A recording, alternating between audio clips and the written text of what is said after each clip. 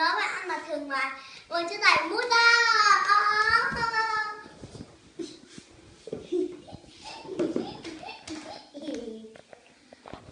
Mình nói mẹ ăn mà thường mình chưa tải mút. Mua cái ghế của tôi nè. Mình mặc quần áo này. Mình nếp.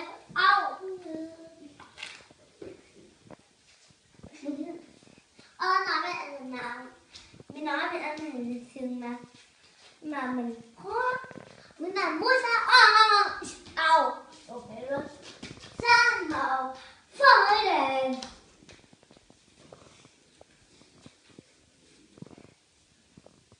mình nói mình mà thường mà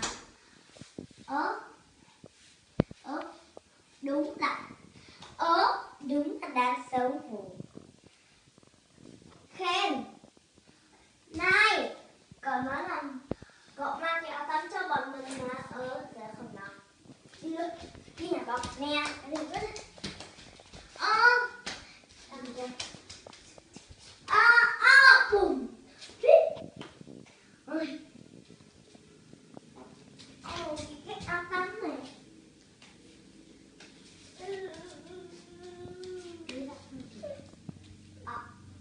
đau quá kẹt tay lấy này sẵn à cái cỏ gì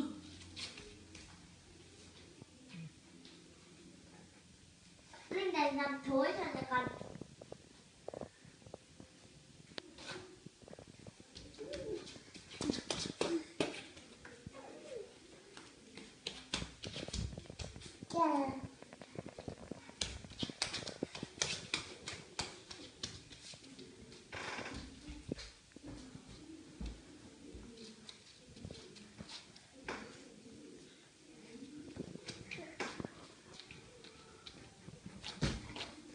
Ôi giời ơi.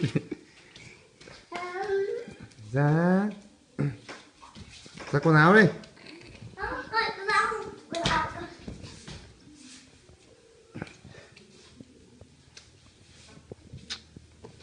Cái con này.